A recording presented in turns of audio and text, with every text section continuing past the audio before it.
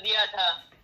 देखिए हमने ये क्वेश्चन पिछली क्लास में यहां छोड़ा था कि दो पैरेलल लाइंस थी और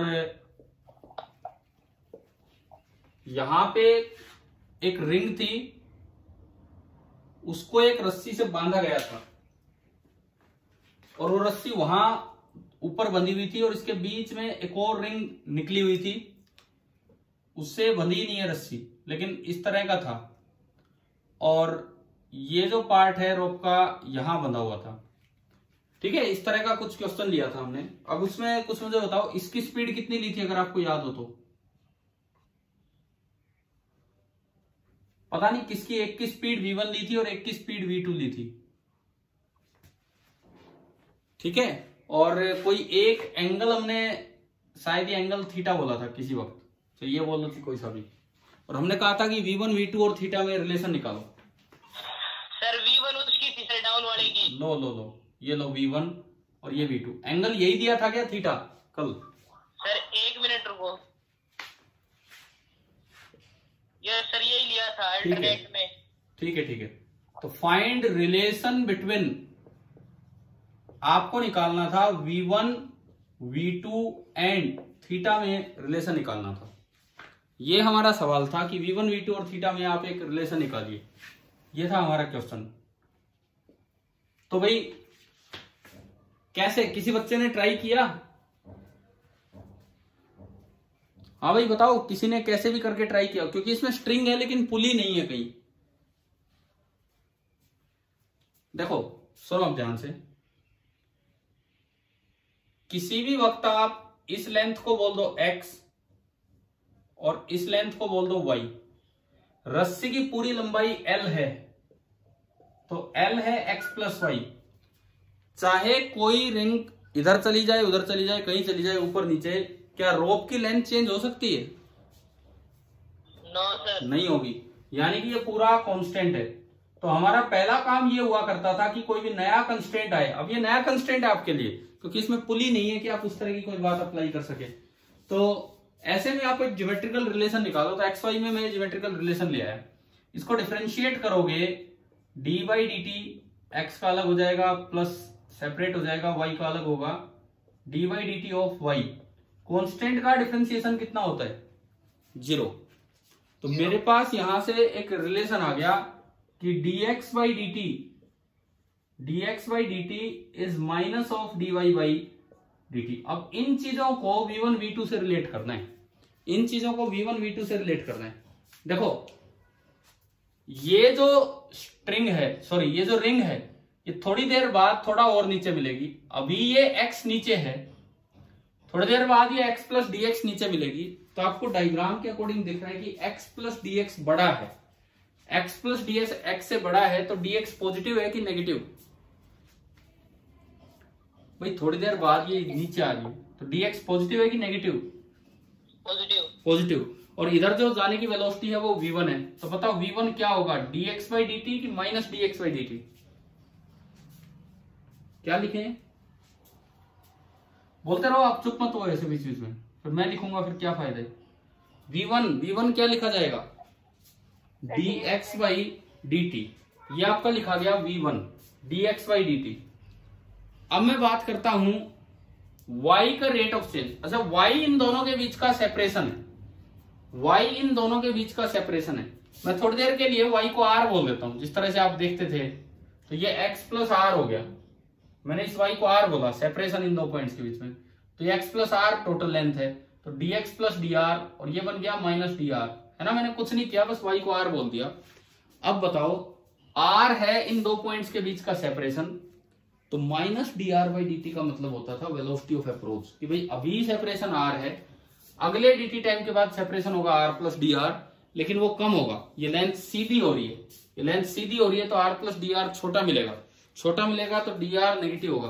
तो इस जगह इस एंड का इस एंड की तरफ वेलोसिटी ऑफ सेपरेशन जो होगा, सॉरी सेपरेशन नहीं, वेलोसिटी ऑफ अप्रोच जो होगी वो आपकी बन जानी है minus D R by D T. इस एंड की उस एंड की तरफ जो वेलोसिटी ऑफ अप्रोच है वो हो जानी है minus D R by D T. अब बताओ यार, याद है कि वेलोसिटी ऑफ अप्रोच कैसे लिखा करते थे हम? ठीक है। अब तरीका कि भाई अब करो क्या, दोनों एंड्स के जो वेलोसिटीज है उनके कंपोनेंट कर लो along the line, this 1 to line के अलोंग। ये एंगल थीटा है तो ये एंगल भी थीटा होगा, तो थीटा वाली साइड v1 का कंपोनेंट कितना आएगा? थीटा वाली साइड v2 का v2 cos थीटा। और उधर से देखें तो थीटा वाली साइड v1 का कंपोनेंट कितना होगा? v1 cos theta. तो वेलोसिटी ऑफ अप्रोच कितनी बनी? वेलोसिटी ऑफ अप्रोच दोनों एक दूसरे की तरफ कंपोनेंट आए तो v1 plus v2 cos theta. हाँ, तो ये आया वेलोसिटी ऑफ अप्रोच को मैं लिख सकता हूं v1 cos theta plus v2 cos theta and this is equal to minus dr by dt। ये आ गया। अब देखो मेरे पास r और x दोनों आ गए और r और x में एक ज्योमेट्रिकल रिलेशन में ले आया, r और x वेलोसिटी की टर्म्स में भी आ गए, r और x में एक ज्योमेट्रिकल रिलेशन भी आ गया, उसका डिफरेंशिएशन किया। अब इनमें यूज कर लो, dx बाई dt की जगह तो आप रख दो v1 और माइनस dr बाई dt की जगह रख दो v1 cos theta plus v2 cos theta. तो आपके पास एक रिलेशन आ गया, रिलेशन ये आया कि v2 इज इक्वल टू, ये इसको इधर लाए तो v1 common 1 minus cos theta और डिवाइडेड बाई v2 का ये cos थीटा नीचे गया। तो ये आपका रिलेशन आ गया। अब बताइए क्या ये क्वेश्चन समझ में आया कि नहीं आया? ठीक है, देखो बहुत अलग तरह का कंस्ट्रेंट था ये। रस्सी थी लेकिन कहीं भी पुली या वेलोसिटी ऑफ अप्रोच और उस तरह से यूज ही नहीं हो रहा है। तो मतलब कंस्ट्रेंट एक जनरल फिनोमिना है। कल एक बच्चा मुझसे पूछ रहा था आपकी क्लास से ही कि सर ये एचसी वर्मा में कहाँ है? एचसी वर्मा में कहीं नहीं है कंस्ट्रेंट मोशन। एक सिंगल क्वेश्चन था जो मैंने आपको बता दिया, क्योंकि इसका यूज होता है न्यूटन लॉ के क्वेश्चन में और अक्सर ये बुक्स में टॉपिक एज ए चैप्टर नहीं मिलता है कहीं भी। ये तो भाई खुद ही तरीके बताने पड़ते हैं। कुछ टीचर इसको वर्क डन से सिखाते हैं, work done by internal forces 0। मैं उससे नहीं जाता हूं क्योंकि वो मुझे लगता है कि हर जगह सही नहीं है वो जो स्टेटमेंट है। कुछ खाली ज्योमेट्रिकल रिलेशन से सिखाते हैं तो बच्चे को तो वही आदत होती है। मैं इसमें आपको रूल बना के सिखा रहा हूं, तो आपको ज्योमेट्री से करना आ जाए तो ज्योमेट्री से कर लो, वर्क डन वाला तो मेथड रहने दो, और रूल से करना है तो रूल से करो। और ये जो नया काम आएगा वो तो ज्योमेट्रिकली सोच के ही करना होगा। चलिए ये बताओ, अब मैं पहले डिस्कशन पे आता हूं। देखो दो डिस्कशन करने थे हमें, सीपीपी 30 एंड 31। सबसे पहले मैं डिस्कशन पे आ रहा हूं सीपीपी नंबर 31 कंस्ट्रेंट वाले पे, बिकॉज आज शाम को आपका कंस्ट्रेंट मोशन का टेस्ट है, तो कम से कम वो काम तो पूरा ढंग से कवर होना चाहिए। भाई 31 कर लिया ना आपने ट्राई? सर आज है टेस्ट। और क्या, और कब का बोला था? क्या नहीं देना चाह रहे क्या अभी कंस्ट्रेंट पे? ले लो सर, ले लो टेस्ट। मैंने ये भी कहा था कि मैं पूरे 25 सवालों का नहीं लूंगा। इतने में क्वेश्चन कहां से बनाऊं कंस्ट्रेंट पे? क्योंकि आपको एक असाइनमेंट दे दिया 10 सवालों का, कुछ क्लास में करवा दिए। क्योंकि एक लिमिट है मेरे पास कि मुझे न्यूटन्स लॉ यूज नहीं करवाना, अभी वो पढ़ाया नहीं है। जब न्यूटन्स लॉ वाले चैप्टर में आएंगे, मतलब उस काम पे आएंगे, तो कंस्ट्रेंट का यूज काफी होता चलेगा। आज प्योरली वो क्वेश्चन देने जिनमें खाली कंस्ट्रेंट यूज होगा। और हो सकता है मैं 2-3 सवाल डायरेक्ट डाल दूं आपके असाइनमेंट से, तो अपना ढंग से ट्राई कीजिए इस चीज को। चलिए डिस्कशन पे आते हैं। सीपीपी नंबर 31, इसका पहला सवाल मैंने आपको कल करवाया था, एबीसी रिलेटिव वाला। बताया था कि V A with respect to C 300 millimetre पर सेकेंड अपवर्ड, और ये बताओ भाई आ गया कि नहीं आया समझ में? अरे आपने ट्राई कर लिया कि नहीं ये 10 सवाल? ठीक है, क्वेश्चन नंबर फर्स्ट हो चुका है। सेकंड, अगर आपके डाउट है तो आप क्वेश्चन नंबर बोलिए, नहीं तो फिर मैं क्या करूं, अब लाइन से देखना पड़ेगा हमें। सेकंड देखो, चलो एक प्रैक्टिस भी हो जाएगी फटाफट। सेकंड में मैं डायग्राम बना देता हूं आपके लिए। सीधा डायग्राम है, बस इतना सा डायग्राम है कि ये 10 मीटर पर सेकेंड से ऊपर जा रहा है। ये ब्लॉक है ए, ये ब्लॉक है बी, और ये 5 मीटर पर सेकेंड से नीचे आ रहा है। और आपको बताना है कि वेलोसिटी ऑफ ए क्या होगी, बस ओनली ये बताना है, ऊपर होगी या नीचे होगी और क्या होगी ये बताना है। क्वेश्चन नंबर सेकंड,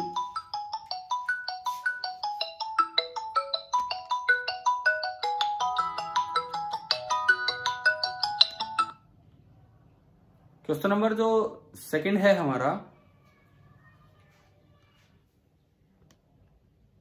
देखिए इसमें खाली इतना सा डायग्राम दिया गया है कि ये ऊपर जा रहा है, वो नीचे आ रहा है, इस तरह से। हाँ जी भाई बताओ, इसमें कोई डाउट है किसी को इस सवाल में? No sir. ये तो डायरेक्ट इक्वेशन बनेगी, आप इक्वेशन बनवा दो एक बार। ऊपर जब पुली जा रही है तो ऊपर वाली डायरेक्शन को पॉजिटिव मान लिया कीजिए, ठीक है, और ए की वेलोसिटी भी पुली की तरफ ही माना कीजिए। अगर नेगेटिव आ गई तो अपने आप नीचे होगी। क्या इक्वेशन बनेगी? एक सिंगल इक्वेशन बताओ 1D मोशन की, कंस्ट्रेंट की। V pulley equal to V1 V pulley is equal to, अब बताओ ढंग से बताओ क्या लिखूं मैं? VA आगे +5 की -5?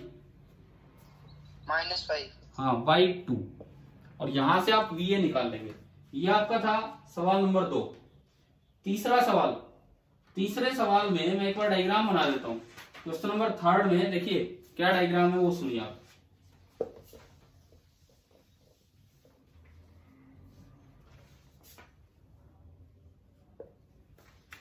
क्वेश्चन नंबर 3 में जो डायग्राम है वो ये है कि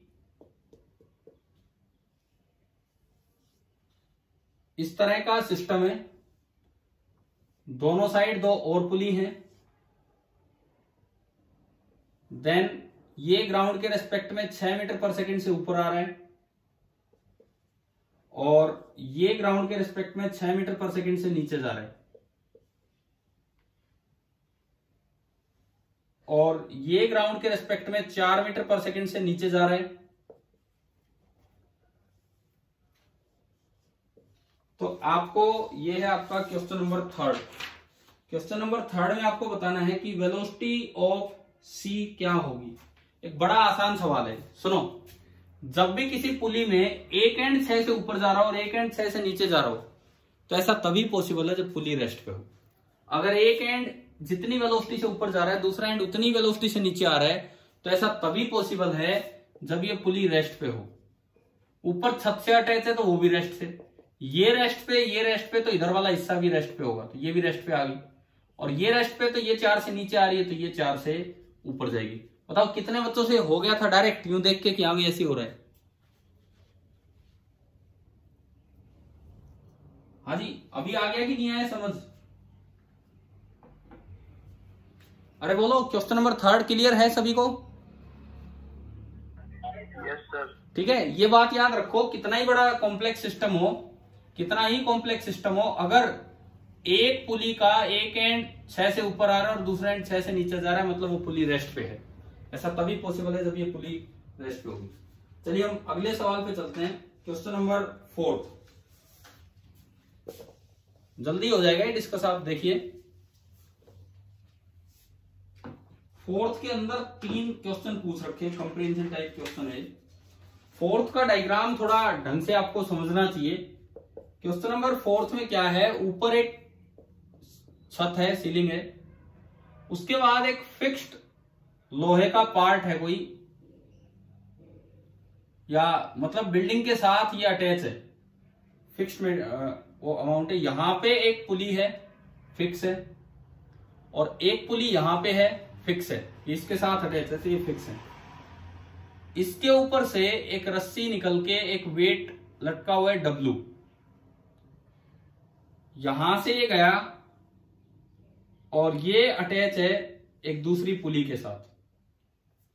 अच्छा, एक रस्सी यहां से आती है, सही है सर, और यूं है, और ये जो रोप है, ये वाली रोप क्लियर नहीं आ रही। क्या क्लियर नहीं आ रहा?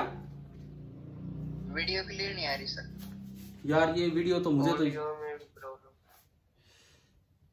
यस सर, नहीं आ रही। किसी को भी नहीं दिख रहा क्या?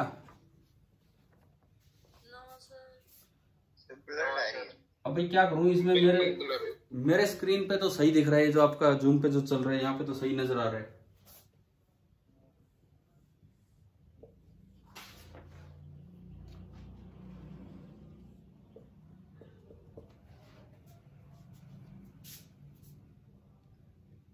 क्या हुआ, अभी भी नहीं नजर आ रहा है? मैं तो गई सर वीडियो ही। वीडियो ही गई। नेटवर्क स्लो है। हाँ आज नेटवर्क को नहीं आ रहा है, ब्रॉडबैंड कनेक्शन आज वो मोबाइल डाटा से चल रहा है और वो सुबह से यूज भी हो रहा है।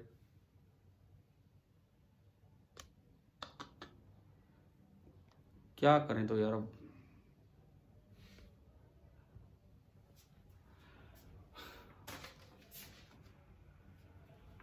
अभी बताओ ये डायग्राम नजर आ रहा है कि नहीं आ रहा है जो मैंने बोर्ड पे बनाया है, ये वाला डायग्राम? ब्लर है सर, थोड़ा ब्लर है थोड़ा। चलो मैं इसमें अब कुछ नहीं कर सकता, ये तो जैसा चलेगा वैसे ही चलेगा। ये ये एक डायग्राम है, इस तरह का आपको डायग्राम दिया है और इसमें एक नहीं दो रस्सियां हैं। एक रोप तो ये है, एक रोप तो ये है जो यहां से आई है इस तरह से, जो मैं थोड़ा अलग से दिखा रहा हूं ये, और ये इस पे सिमटती जाएगी मोटर की मदद से इस तरह से। एक रोप तो ये है और एक दूसरी रोप है जो अलग से यहां से स्टार्ट हो रही है, ये वाली। ये एक सेकंड रोप है, ये एक सेकंड रोप है। ये मैंने दो रोप्स अलग अलग दिखाई हैं। अब सवाल पे आते हैं कि क्वेश्चन में क्या लिखता है। क्वेश्चन नंबर 4 में ये कहता है द काउंटर वेट, देखो in the figure the elevator starts from rest and moves upward with a constant acceleration. ये जो एलिवेटर है इसकी इनिशियल स्पीड है 0 और ये ऊपर की तरफ जा रहा है with constant acceleration a। Constant acceleration a से ऊपर की तरफ जा रहा है। The counter weight W moves through 10 metre in 4 second. जो W है वो 10 मीटर चला 4 सेकेंड में। इनिशियल स्पीड इसकी भी 0 क्योंकि उसकी 0 है। Distance covered 10 metre and time taken 4 second. तो इससे मैं पहले काइनेमेटिक्स से W की एक्सेलरेशन निकाल लूं। काइनेमेटिक्स का यूज करके मैं जो W काउंटर वेट है सबसे पहले मैं उसकी एक्सेलरेशन निकालूं कि भाई कितनी आई। कैसे निकाले देखिए, S is equal to UT plus half AT square. UT है 0 क्योंकि U 0, S है 10 is equal to half into A हमें निकालना है और टाइम है 4, तो 4 का स्क्वायर। तो 10 इज इक्वल टू ये 16, तो ये 8A, तो A आ गया 10/8 और यू कैन से 5/4। तो एक्सेलरेशन ऑफ W निकल के आया 1.25 मीटर पर second square. Acceleration of weight W निकल के आ गया है 1.25 मीटर पर सेकेंड स्क्वायर। अब बताइए यहां तक समझ में आया कि नहीं आया? दिख रहा है कि नहीं कुछ भी बोर्ड पे? वीडियो फ्रीज है, नहीं आ रही सर। वीडियो ही नहीं आ रही यार। अब इसमें तो बिल्कुल क्लियर नजर आ रहे हैं। यहाँ तो क्या करूं फिर, कैसे दिखाऊंगी?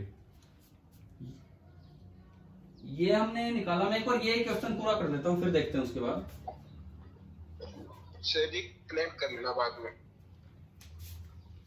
Acceleration of W is 1.25 metre पर सेकेंड स्क्वायर। तो इससे हमें निकालना होगा, तो ये पूछा है कि एक्सेलरेशन ऑफ एलिवेटर कितना होगा अपवर्ड डायरेक्शन में। फर्स्ट पार्ट में इन्होंने पूछा है कि एक्सेलरेशन ऑफ एलिवेटर कितना होगा अपवर्ड डायरेक्शन में। तो जब W नीचे आ रहा है, ये ग्रीन जो मैंने दिखाई ये स्ट्रिंग डायरेक्ट इससे अटैच है, तो ये पार्ट, ये पुली ऊपर जा रही होगी उसी एक्सेलरेशन से जो एक्सेलरेशन ऑफ W था, और इसके साथ ये एलिवेटर अटैच है तो ये भी ऊपर जा रहा होगा। यानी कि हमारा फर्स्ट पार्ट हो गया है कि acceleration of elevator is 1.25 metre पर second square in upward direction. Acceleration of elevator is 1.25 metre पर second square in upward direction. Second part में पूछता है the acceleration of cable C in downward direction is. Cable C जो है, cable C इसने किसको नाम दिया है? केबल C इन्होंने डायग्राम में इधर दिखाया है। तो कहता है कि केबल C की एक्सेलरेशन डाउनवर्ड डायरेक्शन में क्या होगी, ये आपको बताना है। Acceleration of cable C in downward direction, ये आपको क्लियर करना है कि अब क्या होगी।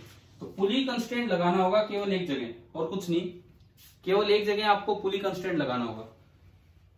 यहां देखो ये वाला एंड रेस्ट पे है तो इसकी एक्सेलरेशन 0, पुली की 1.25, तो दूसरे एंड की जो एक्सेलरेशन आएगी वो डबल आ जाएगी, इसकी मैं ए डैश बोलता हूं। तो इक्वेशन बनी 0 plus A dash by 2 is equal to A W. तो यहां से ए डैश आ गया ए डब्ल्यू का ट्वाइस, यानी कि 1.25 into 2। It means A dash is coming out to be 2.5 metre पर सेकेंड स्क्वायर। तो जो एक्सेलरेशन ऑफ केबल सी है वो आ गई 2.5 मीटर पर सेकेंड स्क्वायर डाउनवर्ड, 2.5 मीटर पर सेकेंड स्क्वायर डाउनवर्ड। और तीसरे में पूछा है velocity of the elevator after 6 second in upward direction, कि जो एलिवेटर है उसकी वेलोसिटी 6 सेकेंड बाद ऊपर की तरफ क्या होगी, ये आपसे पूछा है। तो वेलोसिटी ऑफ एलिवेटर के लिए एक्सेलरेशन ऑफ एलिवेटर का यूज करेंगे, जो ए डब्ल्यू था उसका। v is equal to U plus A T, u 0 है, a इसका आया था 1.25 और टाइम है 6 सेकेंड।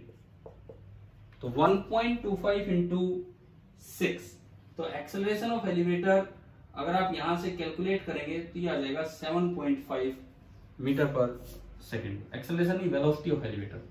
देखो मैंने फोर्थ के तीनों पार्ट कंप्लीट करवा दिए। अब आप फिर से बताओ, क्या ये दिख रहा है कि नहीं दिख रहा है कुछ भी स्क्रीन पे? No sir. फिर तो ऐसे कैसे क्लास कंटिन्यू करें। चलिए मैं एक बार इस क्लास को खत्म करता हूँ, दोबारा देखता हूँ क्या होता है क्या नहीं। अभी तक हमने केवल 4 तक क्वेश्चंस डिस्कस किए, ठीक है। मैं अभी दोबारा से देखता हूँ किस तरह से हो पाएंगे।